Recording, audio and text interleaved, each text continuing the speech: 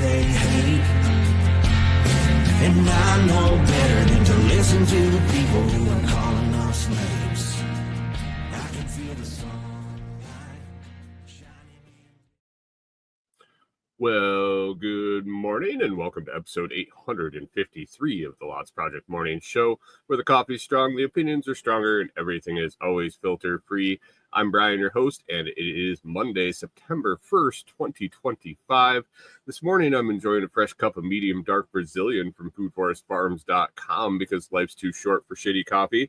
At Food Forest Farms, your beans are roasted by real human hands using a clean Airstream roaster. More than just a customer, your family. Get 10% off with code LOTS10. That's LOTS10, and shipping is always free. While you're there, check out C4 Club for even more awesome perks. Talk about this Brazilian in just a few minutes. It's good. It's good. It's new coffee this month in the C4 package. So talk about that in just a second. But other than that, today we've got a packed show. A little slight course correction, but a full steam ahead on the cabin build. Dolly, our new little kitten, is finally starting to settle in here in the camper, and I'll talk about how the dogs are getting along with that. Some more small town drama that's getting a little ridiculous around here where we're staying. So I'm glad that cabin build is full steam ahead.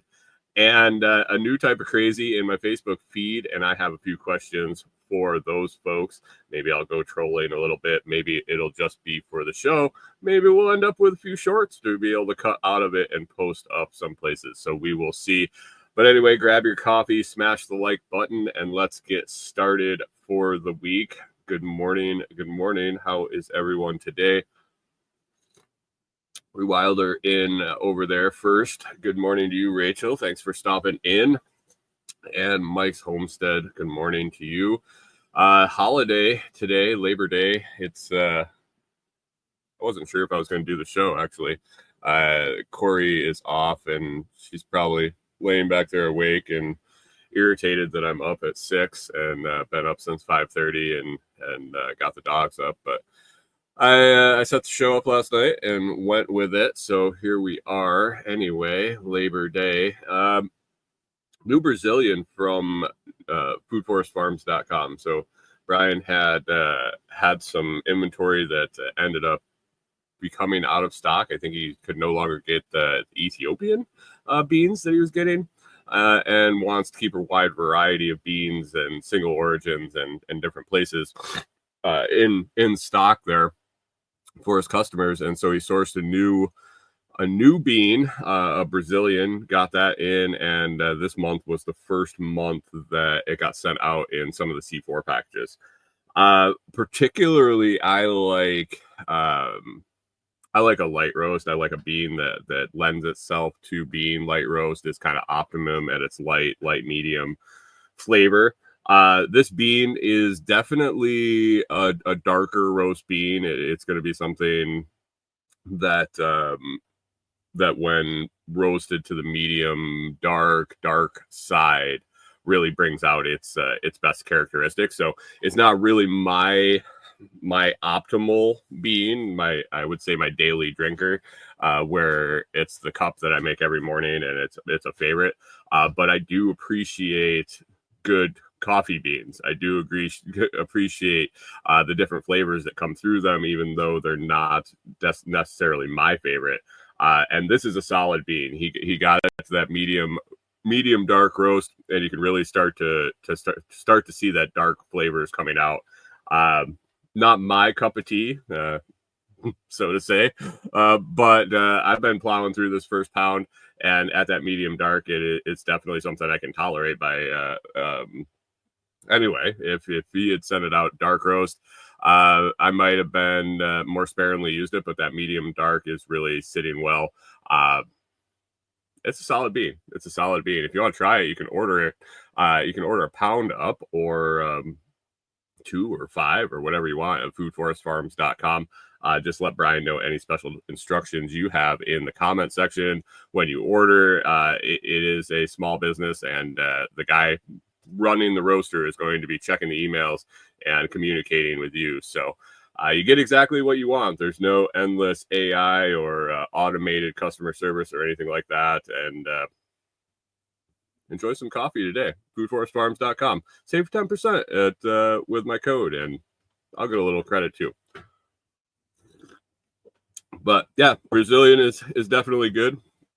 I don't know if I'll go with that for a future being in my future orders. Good morning, Corey. How are you? Man, holiday, the routines are all off. The routines are all off. I don't know. Maybe I'll next holiday or next time Corey has Monday off, I'll postpone the show till later in the morning or skip it for the week. But anyway, let's get to it. First topic I have on my list to talk about is the cabin. Free Wilder Life says, good morning, Corey. And her husband is home too from work, and she's trying to be quiet. Yeah, it is. It's definitely tough in the camper, and with our two enormous boys. One just cuddled up in bed with her and stayed there. He doesn't move, but Norman gets excited when anything happens in the camper and runs around and wakes everybody up. So I'm sure Corey didn't get any extra sleep this morning, unfortunately. So anyway, cabin. Let's talk about the cabin. Been a long week with the cabin. Got a lot of stuff done. Got a lot of progress done. Also made a slight course correction in the plan that I had. Really have been taking the build project one section at a time. So really kind of look into one phase of the project and research it and plan it and scrub it and replan it and do it again.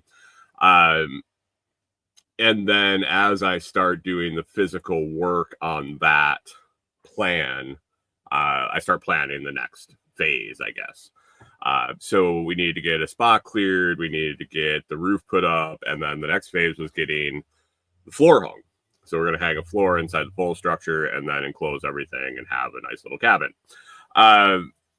When I first started planning it out, I really didn't have any thought that we could get concrete poured for a foundation, for a slab, for anything like that.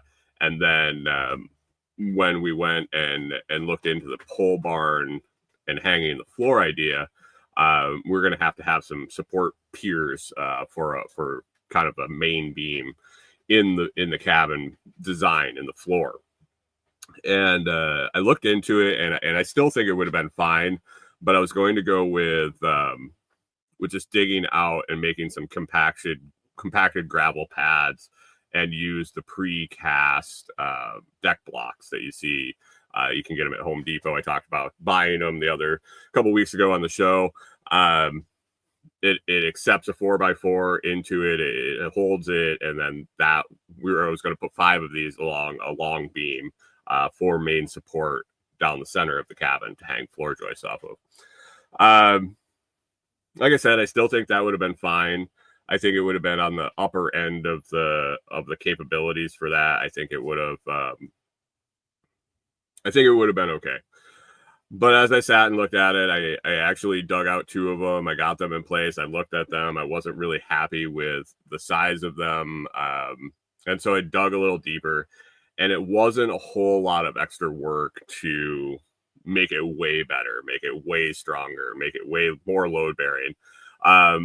All I really had to do, and quotes there on the screen, all I really had to do was really easy on paper, but was instead of a 12 by 12 by 12 hole, I was going to dig a 28-inch diameter, 14-inch deep hole. So basically just a little deeper and a bigger round hole instead of a 12 by 12 by 12 square hole.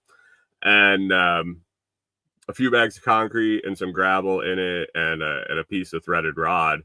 And I kind of looked around and realized that I had a bunch of 6x6 cutoffs from the roof install that I could repurpose as the beam supports.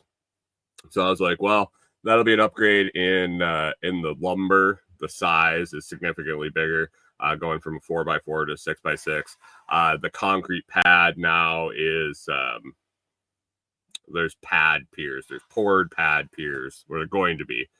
And it was just a better overall.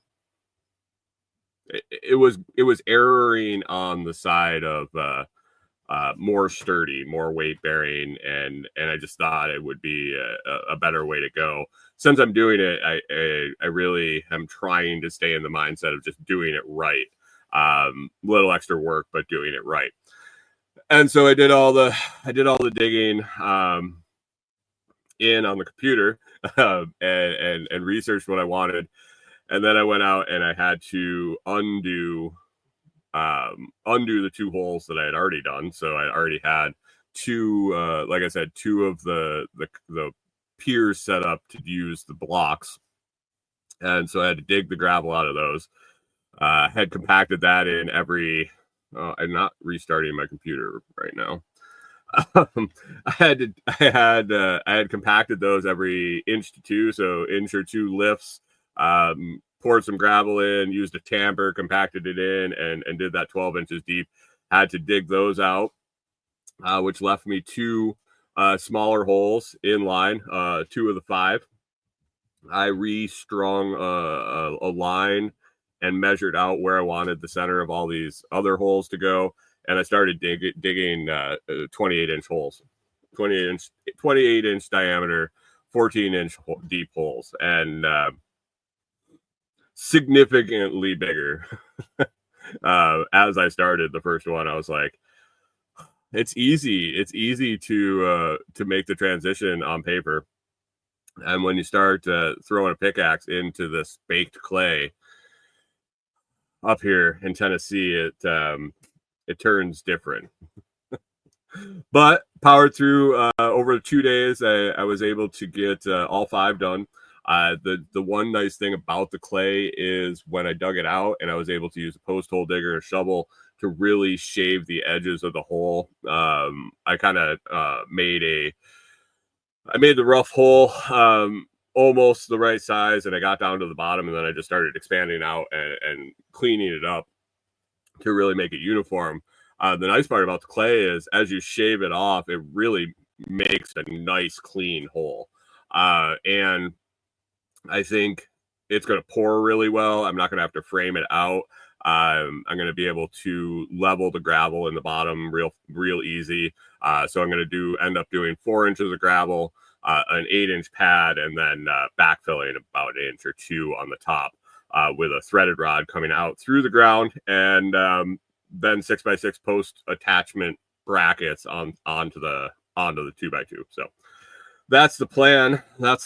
So the work I got done during the week was basically getting those 5 holes dug, getting them cleaned up. They look really nice. I was excited. The last one I did was one of the redo holes, and it actually sits in a spot under the roof where, because there's no sides on it yet, when the sun comes up, the sun beats on that side underneath the overhang for, I don't know, maybe till like 10 o'clock in the morning. So from sunrise, which is about now, so 6:30, about 4 hours a day, it just beats in the sun.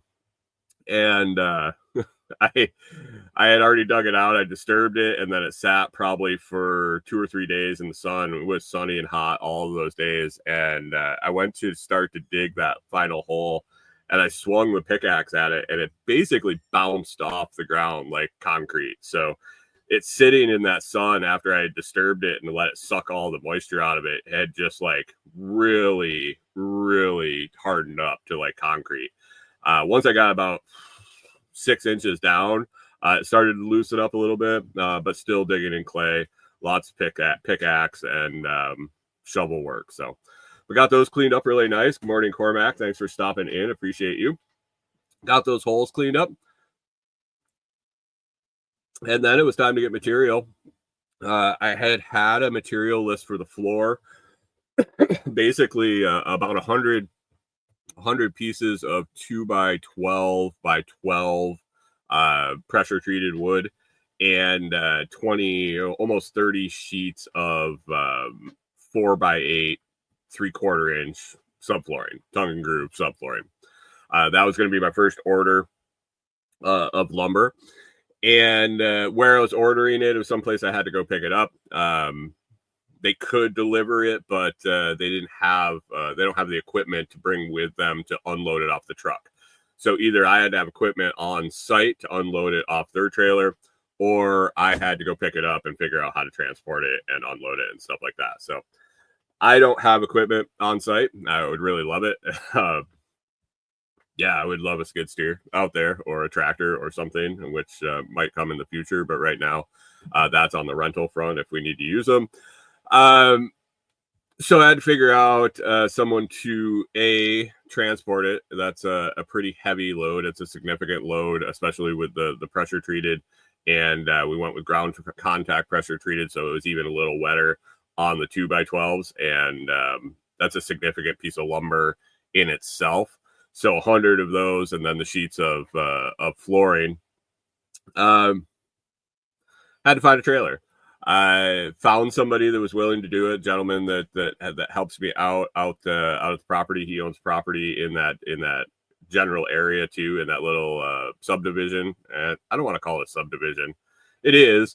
The guy bought a large hunk of land and subdivided it up. But basically a dirt road with a bunch of guys that have properties and a few people in this area. So he said that next time he was coming out to his property, he could help me move the stuff. He has access to a skid steer quite often as a contractor, doing dirt work and stuff like that. And that's what he uses on the road. So we were thinking we were going to be able to unload it with that. He was available on Saturday, and so was the lumber. I was able to get it ordered and have it available for pickup on Saturday. And so we drove out Saturday morning to the building supply, got it loaded up. It went really smooth. Really enjoy the guys at Stoll Woodcraft. It's people that we bought the post frame building from. I'll be ordering all my building materials from him, and then also the metal exterior to put on the sides. Just a really, really great place to interact with employees. They're all super nice, and the prices are right. And we got there, and it was loaded up, and we were ready to go. Unfortunately, my guy didn't have access to a skid steer, and we ended up hand unloading the whole load. When we got back up to the property, he dragged it back with his truck and dragged it right up to the cabin site, which was nice. As close as we could get with a big 20 plus foot trailer behind the truck and not a whole lot of room to turn around up there. We got it pretty close, but unloaded all that lumber by hand and got it all stacked up nice. Got the flooring covered up with a tarp. I was definitely showing my age and my out of shapeness. My helper, my guy was about 10. He's about 10 years younger than me and in shape. He actually does work every day, all day, physical labor. He was laughing at me. I was in rough shape. It was a lot of weight, a lot of moving. But we got it done. We got it done. We knocked it out pretty quick and actually got it done early. And I ended up going out to dinner with Corey over to some friend's house. And so that was good. Got that done on Saturday. So that was a lot of work put on site. That's the lumber for that'll be all the beams I'm building, all the floor joists, and the floor deck, basically. When all that lumber is gone. To add on to that, on Sunday we needed to pick up some more material. Now that I changed course on the piers, had already picked up the gravel for the other system, and it really, I think it's going to be about the same. I might end up having to pick up an extra couple bags here or there, but working out the math, it should be pretty close to the same amount of gravel to put the sub pad in the bottom of the holes. Just putting a 3 to 4 inch gravel underneath where I pour the concrete.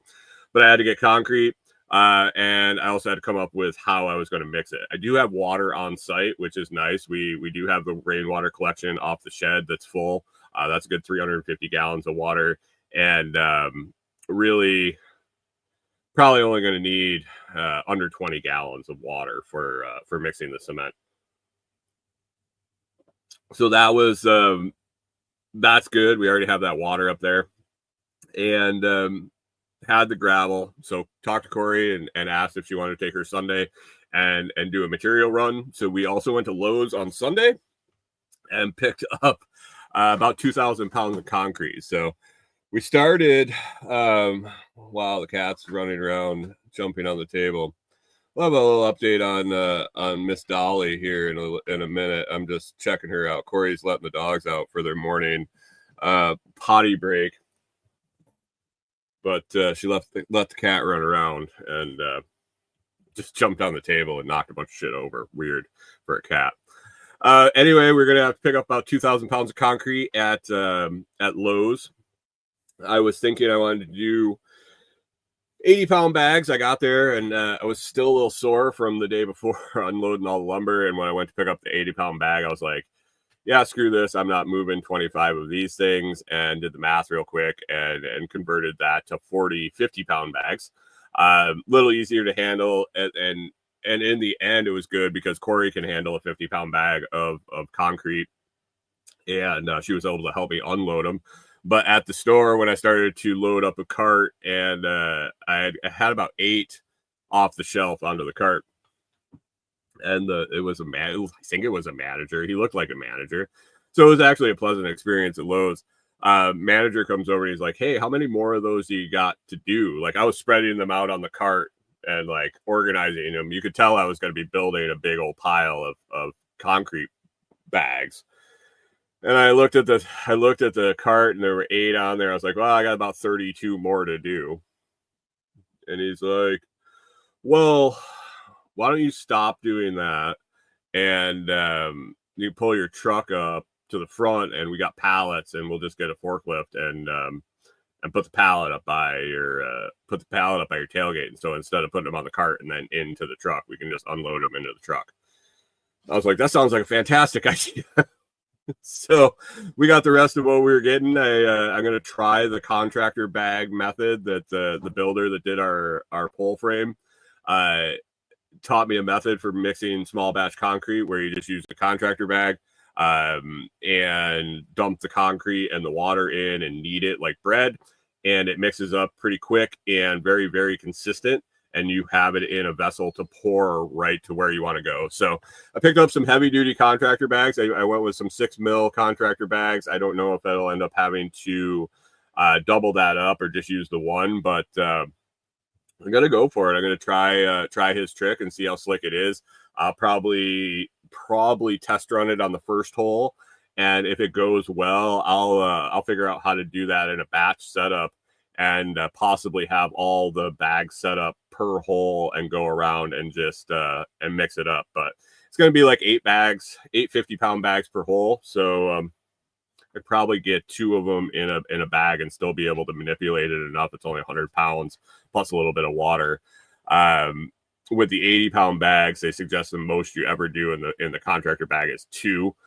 So that's 160 pounds. So if I do 4 setups of 2 bags around each of these holes and have them ready to go and add the water needed in and dump it in, I think it should work pretty well.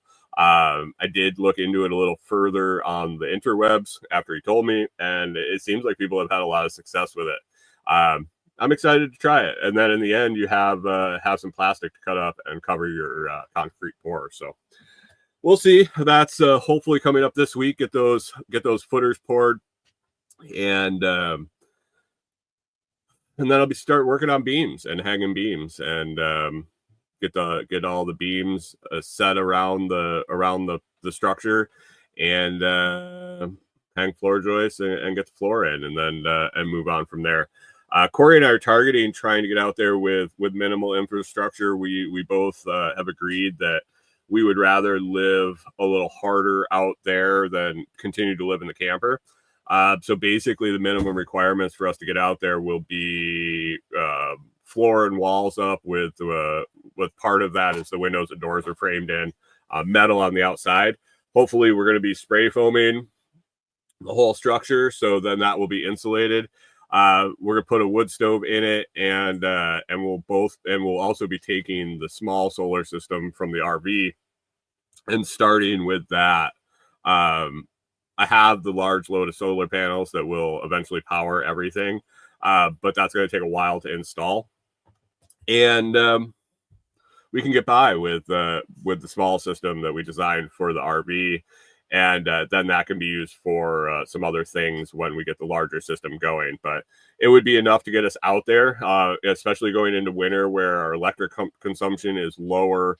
Since we won't be running air conditioners or anything like that, we'll be able to heat with that wood stove, and being out there full time just changes the dynamic of when and how much work we can get done, and progress we can make instead of traveling back and forth to the property. So that's the goal. We can get water from a couple of different places, actually. Even right on the easement road, there's a couple of large springs, and since we set up to be boondocking all the time in the camper, we have the resources and the setup, and we've done it a bunch of times of transferring water using the tank in the back of our truck. So we have systems in place to run, to live where we don't have water access or anything like that. So while we set up the rain catch infrastructure and develop any springs on the property that we're going to use, we can still be there and have access to water through systems we set up for boondocking in the camper. So basically, we're going to be boondocking in a cabin and building out the permanent infrastructures while we're there.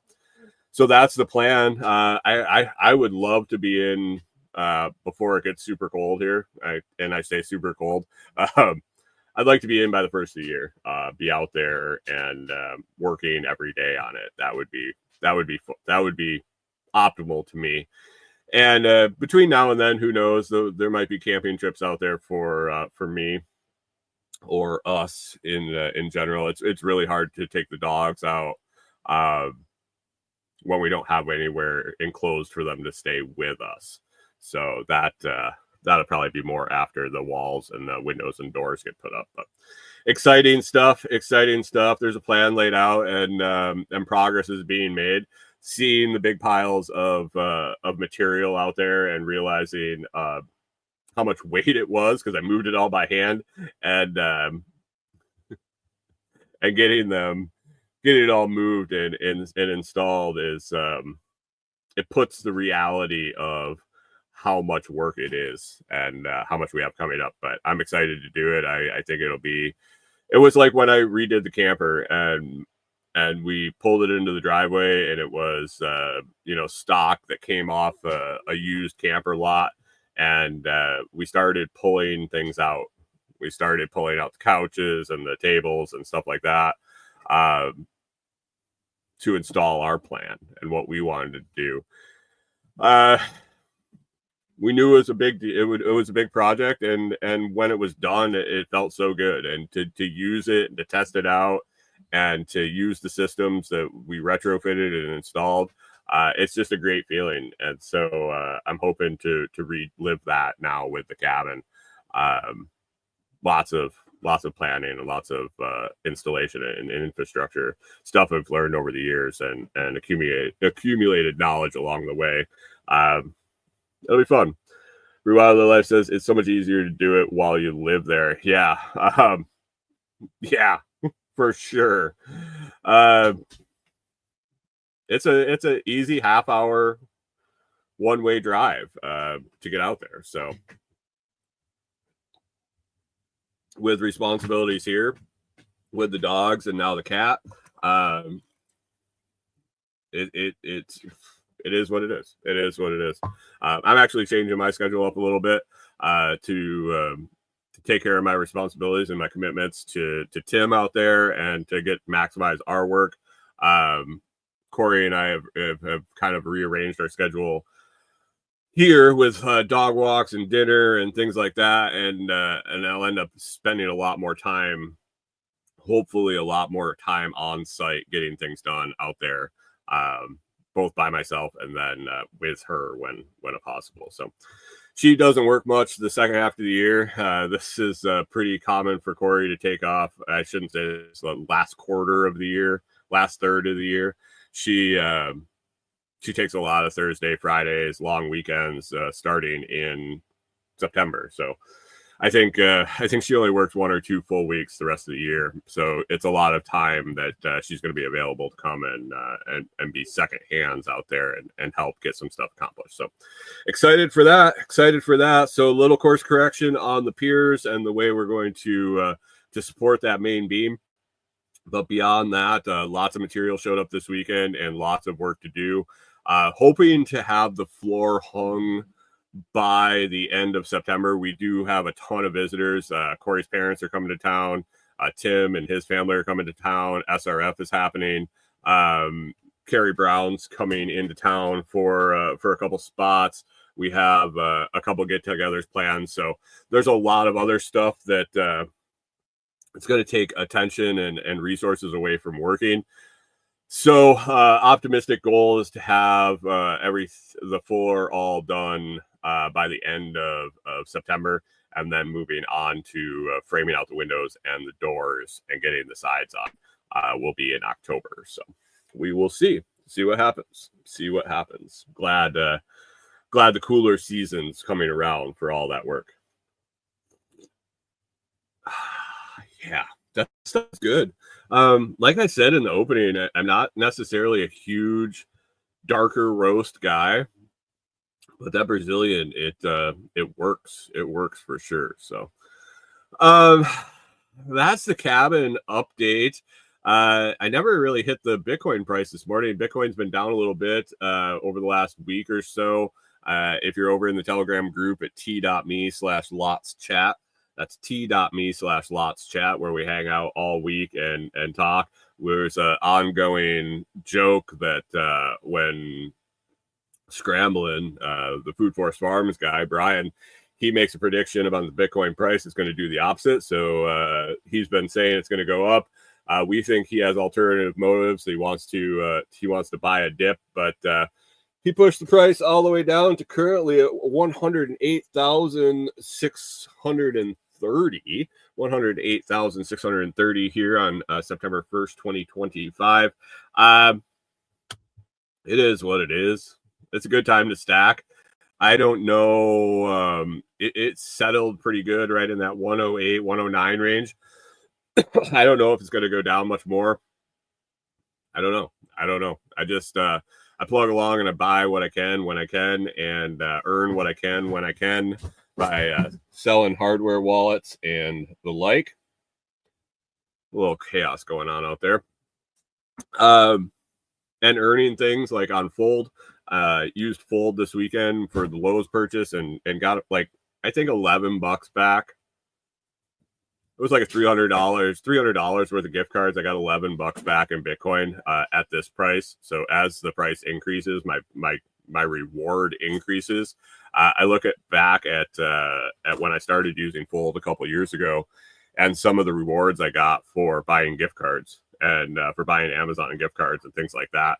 And with the price of Bitcoin at that time, I don't know, $40,000. Those rewards of 3x so far. They just all went in a wallet. They just sit there.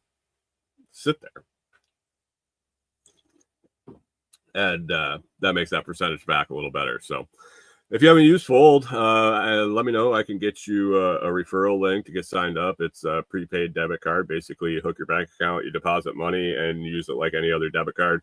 But you can buy gift cards to use at a lot. I mean, tons of places where you get Bitcoin rewards back when you buy the gift cards. So I routinely use it to get groceries at Kroger, Lowe's. I think they just added Tractor Supply. You can also get gift cards for Blockstream for picking up a Jade or anything like that. So you can check out the Fold card. I've been happily a member for, it'll be going on 3 years now, I think. I've been using Fold. So any questions about that, let me know. You can reach out at me on Telegram or any of the socials. And t.me/lotschat is that chat room we hang out in quite a bit. So Dolly, our cat, He was on the table, by the way. Yeah, while you were gone. If you don't know anything, huh? Sure. Sure. What's up, kitty cat? So if you're watching the video, you'll see my new friend here. This is Dolly. Dolly showed up on our step. Are you right there? There you go. Dolly showed up on our step. I don't know. What was it, like a month ago now? At least. And Corey fell in love. She fed it a can of tuna and it wasn't going to go anywhere. So I kind of knew it was sticking around at that point. She got me to build her a little outside house. Never even stayed in it. It was like the next day or 2 days later, she took her to the vet and made her a enclosure inside. So she moved into the camper. Corey's got a enclosure back in her room there that she stayed in. Doesn't look like she's staying in it much anymore. But Ruala says, "Oh, look at you! I thought you didn't look at any cats or like cats. You saw how I gave it away. She's all right. She's a sweet little girl. We've taken her to the vet a couple times. First time we went to the vet, he said that she was probably he say? Yeah, okay. The first visit about a month ago, he said the cat was like 8 to 9 weeks. She was really small, very skinny because she was living outside. And we took her last week to get her second round of shots and get appointment for being spayed. And the doctor looked at her teeth. The vet, I guess, looked at her teeth and determined that she's more like 5 months old. So a little older than we thought. But integration's going well. Corey's been very patient. She's done a fantastic job with our two enormous dogs that love playing and running around in the camper, figuring out how to integrate the cat and the two dogs. So very slowly but surely, she integrated them. She gave the cat playtime in front of the dogs, kept them separate.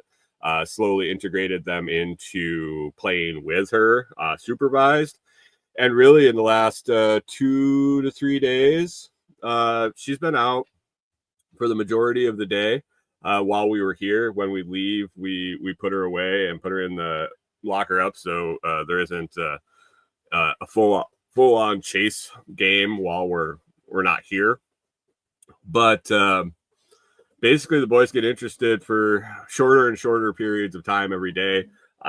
Every time she's out, they do get a little excited when we let her out, and then lose interest quite quick and just lay down, go to sleep. And she has the run of the camper. Basically, she definitely has kitten energy. She plays all the time, running around, and then she'll go back in her cage on her own with the door open. She'll go up on her little cat tower in there and take a nap.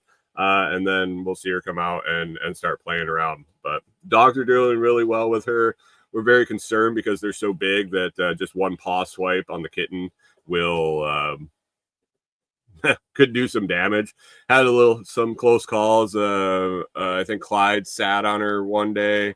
I was just turning around, sitting down, and sat on her, and she let him know she was there, and not any harm, but a lot of screeching and commotion real quick. She thinks Clyde's tail is fantastic. Clyde is always wagging his tail 100 miles an hour, and it has a little white tip on the end.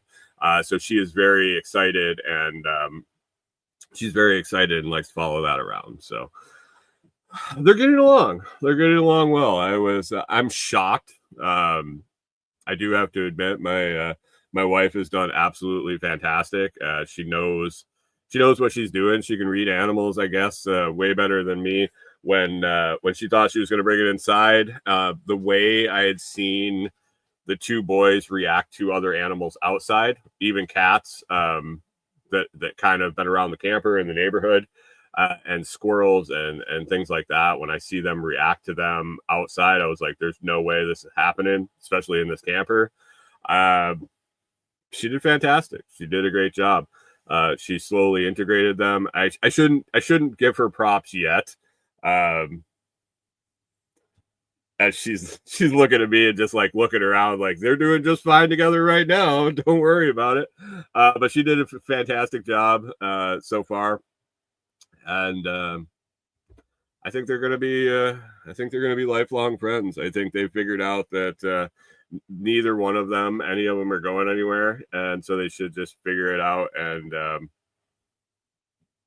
they're all happy animals. They're all happy animals. So that has been an adventure. Corey's got her new pet, and we're set up to, I think, one more trip to the vet in October, and she'll get spayed, and that'll be that. And then we got a pet for the next 15 years, I guess. What are you gonna do? What are you going to do? But she's doing well. And Corey's happy.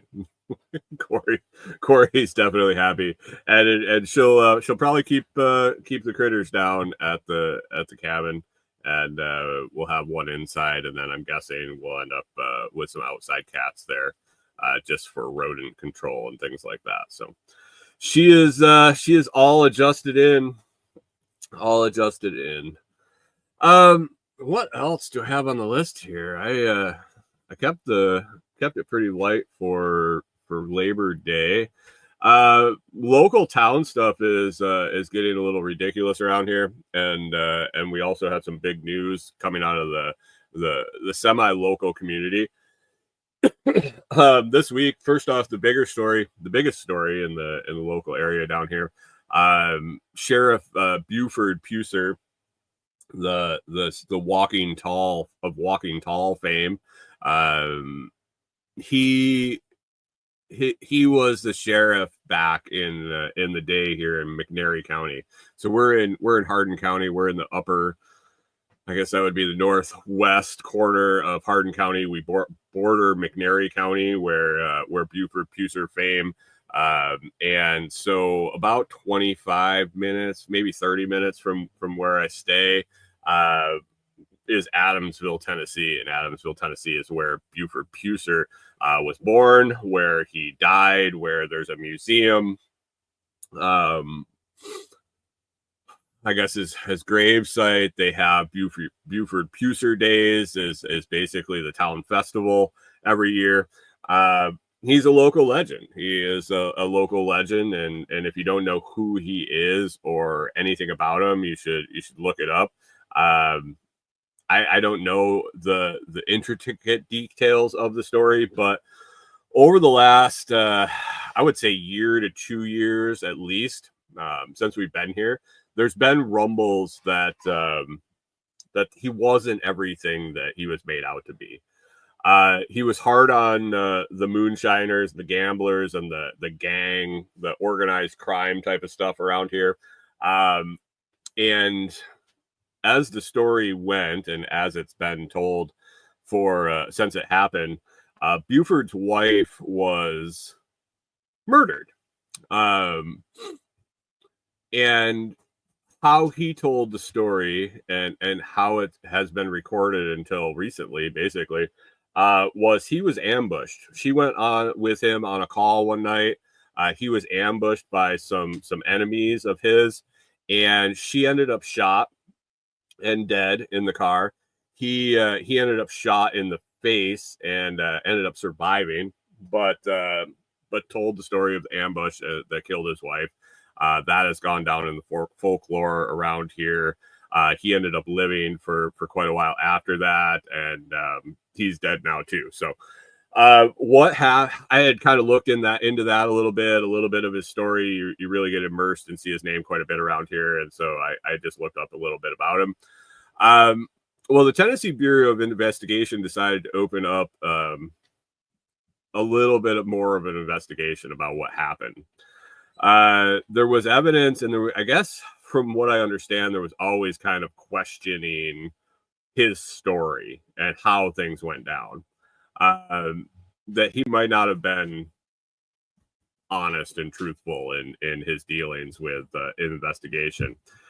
And so they started digging in. Now there's controversy around here that says the investigator doing the investigation had an axe to grind, that he was trying to make a name for himself, blah blah blah, whatever. I think a lot of stuff is hearsay, both when it happened and now. And you're dealing with somebody that's a local legend, somebody that's been built up since I think the 50s, and so for pretty much 75 years, been honored and worshipped in the area, and now they're presenting evidence against him. So there's a lot of pushback. There's been a lot of fervorous debate in the local Facebook groups about this, but TBI basically started an investigation to see if the ambush story was legit. They exhumed his wife's body, investigated that, investigated a lot more evidence. It's been going on, man. I gotta say, it's been at least a year, if not more, that they've been looking into this. And so last Friday, they released the results of their investigation.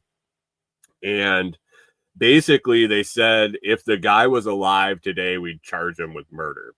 That the ambush story was likely bullshit, that he likely made it up, that more than likely she was unalived outside the car and then put in the car later, and that the gunshot wound to his face was more than likely self-inflicted than done by someone else. Now, if it's true, if it's not true, I don't know. I have no idea. I've never seen any of the evidence. I wasn't alive when it happened. I don't know. All I know is there's two stories, and one of them's true, maybe, or maybe a combination of both. But anyway, that has sparked some outrage around here. There's also the sticky subject of the town and what they're going to do now that they have a museum for this guy that more than likely has been put on record as a murderer. They closed the museum. They shut the doors pending investigation. Excuse me, pending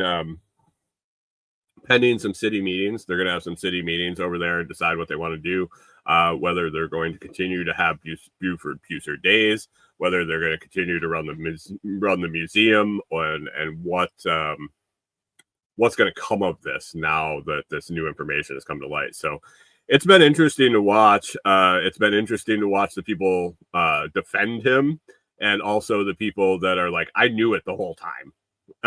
That type of stuff. I noticed that somebody posted that they quickly have taken down the roadside marker for the spot that the ambush happened, where he was found with her dead in the car and him shot in the face. That was basically a historical landmark around here, and the signage has been taken down. The museum's been closed since Friday, and from what I understand, that Buford Puser days are on hold for now. So that information has come to light over the last week, so that's been an interesting story to follow around here. And then also, our local politics has just spiraled out of control. I shouldn't say our local politics. The town that I live in here, the town that we stay in, kind of talked about it over the weeks, but they elected a new mayor, and there's kind of two factions in the town here. There's the old school residents that have been here for, their families have been here for hundreds of years, I guess.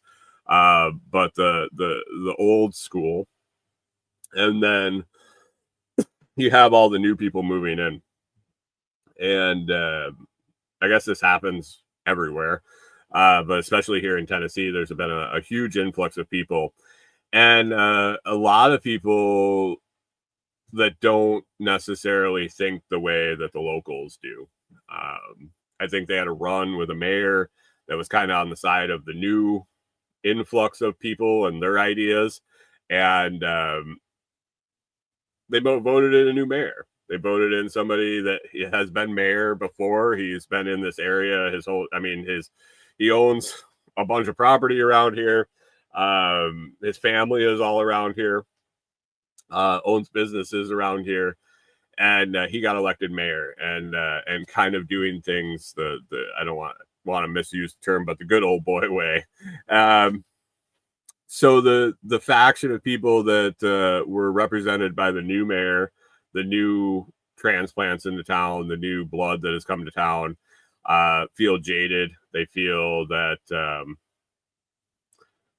they're not doing things right.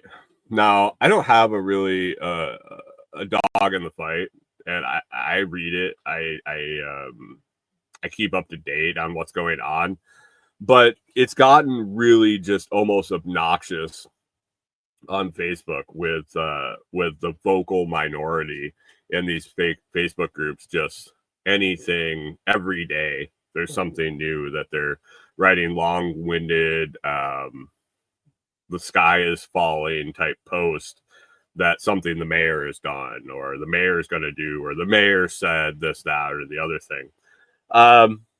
And it's getting just absolutely obnoxious. And it's funny because some locals are getting sick of it too. I read it. Like I said, I have no dog in the fight. So I read it and I just move on. And I actually have stopped reading a lot of it. Corey is kind of over it. She's getting ready to leave all the local groups. We were in them just to know local events and the local community news and maybe be a part and participate in the community. But they've made that a place now that it's just nonsense. But it's infuriating.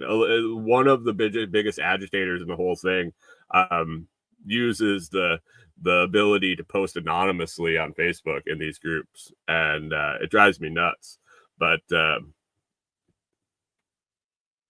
like some sister, and why am I bothering? It's just in my feed. I stay in the groups because people post like help wanted, odd jobs wanted, things like that. They're the small community groups, but they have just started to be overrun by all this nonsense about the mayor. And now I've gotten to a point where if it's more than a paragraph, more than a few sentences, I just skip it. Because it is just nonsense. And when you see it from outside, when you see it and don't have a dog in the fight, when you read it and you don't care either way, it really shows how nonsensical it is, and the things that people are getting wound up about are asinine. It's a microcosm of the greater system, of the greater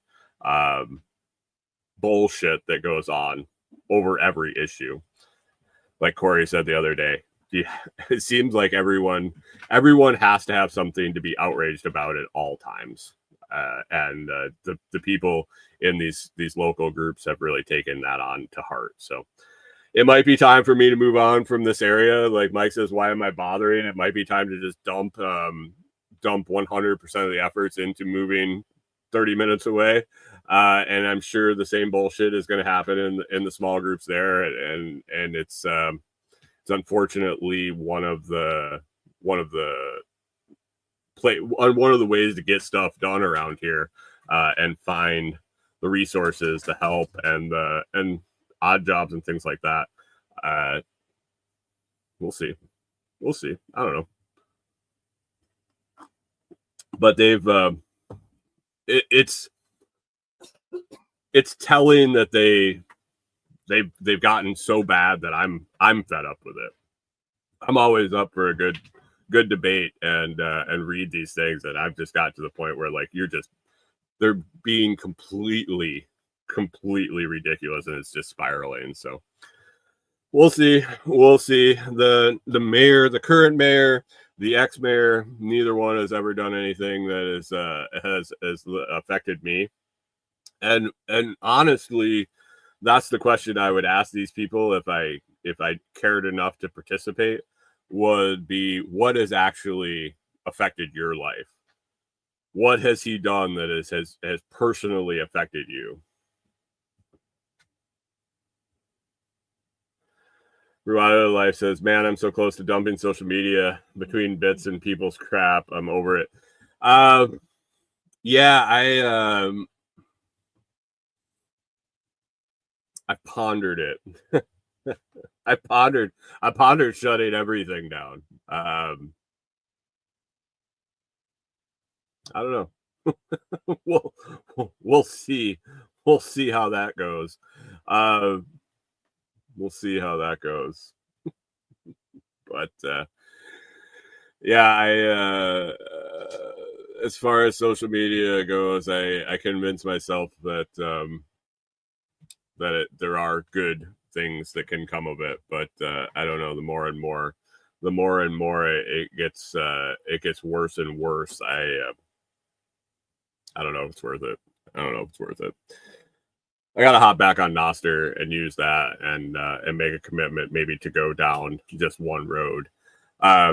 Speaking of social medias and things, alternative social medias, I at one point had started messing around with Flip. It was an app I tried out. I was trialing it. It was one that it came about when the TikTok ban bans and all that shit was going on. And basically, it was a site set up to where creators could buy products and then make videos about products and earn a little bit of money. Messed around with it a little bit. They were kind of shady. The company seemed shady. Just stuff had happened that I was like, yeah, this isn't for me. But I held on to the apps and I stayed in a few community groups on Facebook about the app. And I never really used it. And I went dark on there for maybe 90 days. And I came back and I was like, well, maybe I'll give it a try again. Maybe they fixed some things.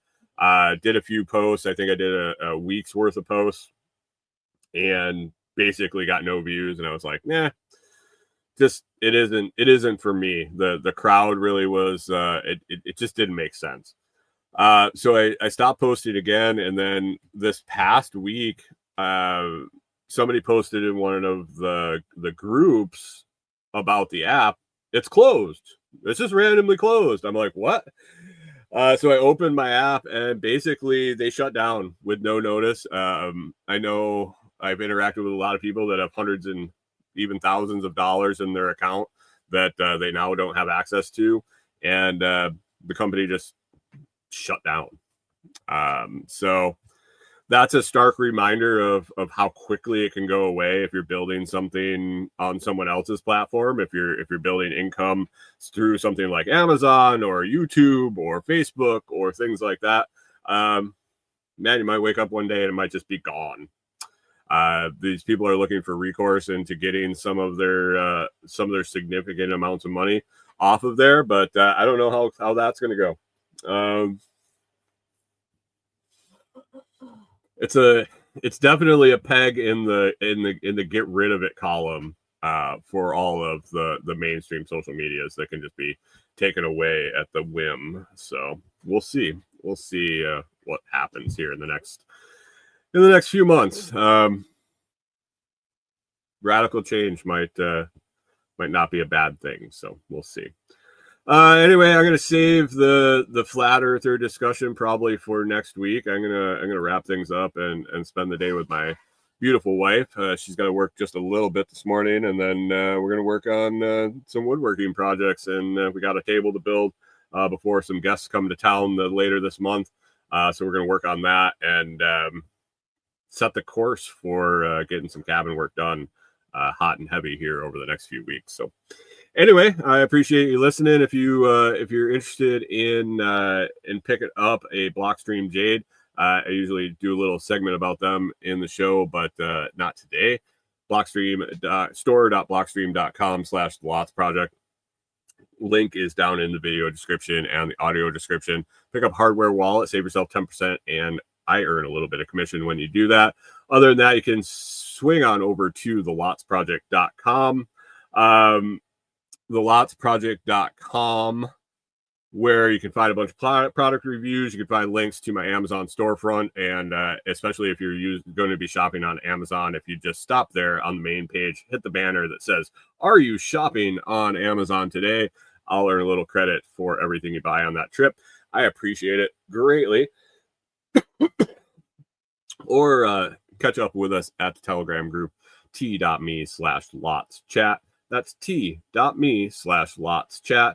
Great group of people over there. We have a bunch of fun and talk about a bunch of weird shit all the time, and you'll enjoy it too. So anyway, I hope you have an awesome week. Enjoy your Labor Day. Get a bunch of stuff done around your house for you. Head back to work tomorrow and make it a great week. We will catch up with you with a little bit of update and all sorts of more fun stuff next Monday morning.